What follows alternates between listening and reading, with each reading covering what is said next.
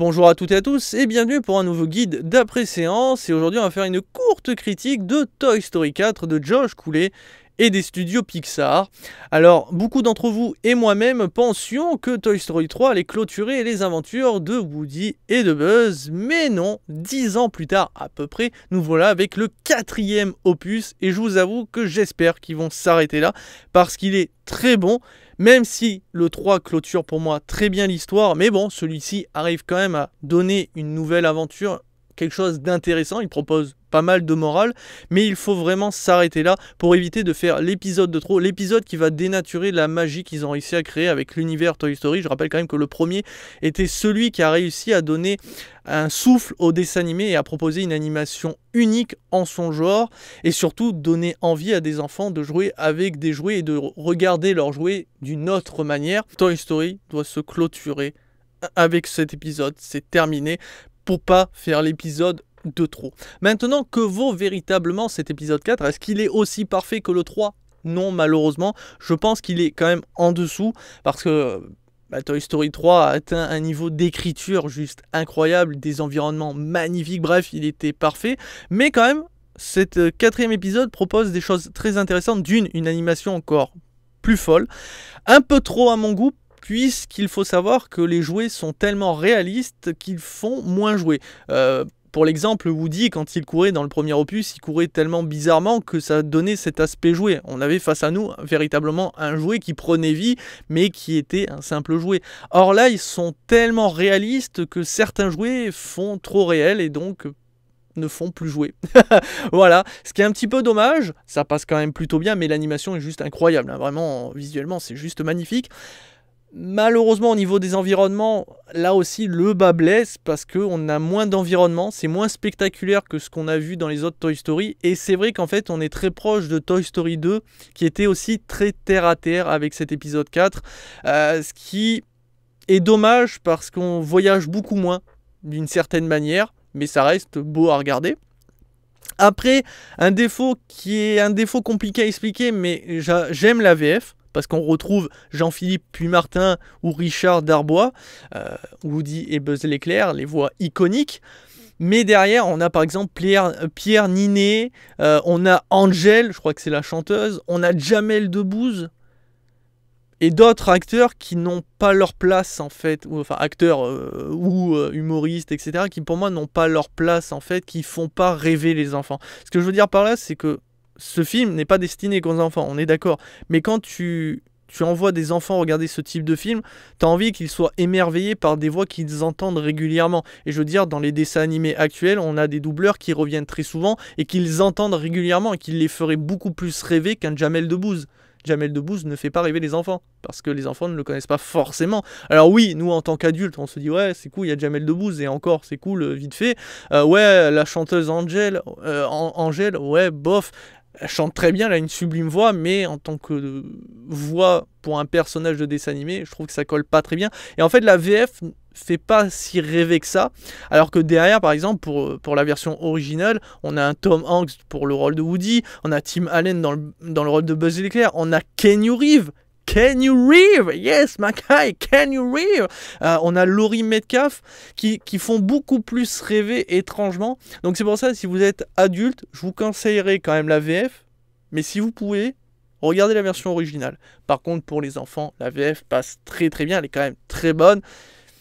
Mais je trouve que ça fait moins rêver en fait, ça fait moins dessin animé, ça fait moins jouer quelque part et c'est fort dommage.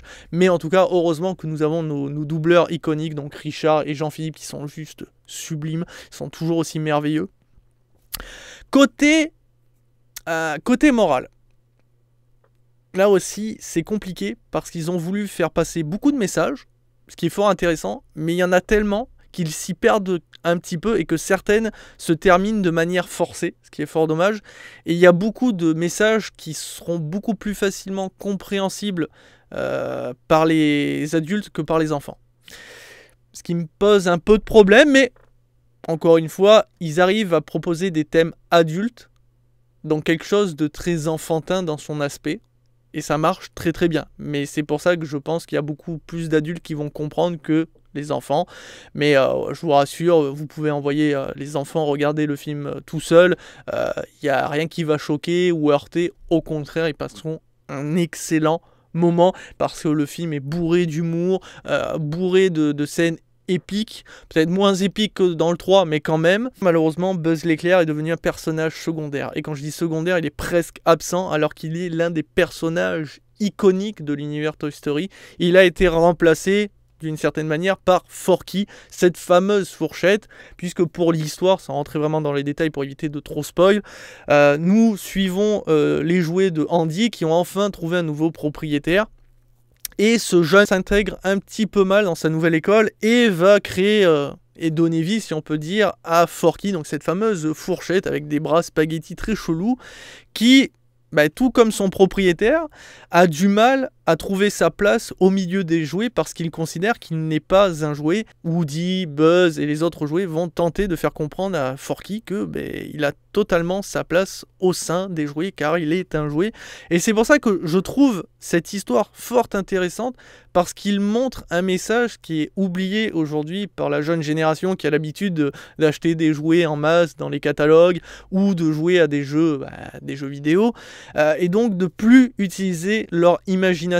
Moi personnellement ça me fait penser à ma jeunesse où quand je prenais des rouleaux de PQ et que je construisais des forts et j'imaginais des histoires avec des rouleaux de PQ.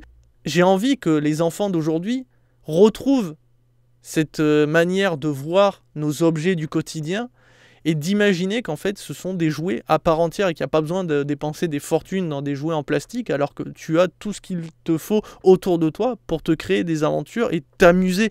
Et c'est pour ça que je trouve ce film fort intéressant parce qu'il fait passer ce message en nous faisant comprendre que cette fourchette, oui c'est une fourchette, mais si tu la relook ou si tu imagines, tu vas pouvoir faire de cette fourchette un jouet spectaculaire, aussi incroyable que tous les jouets que tu pourrais acheter.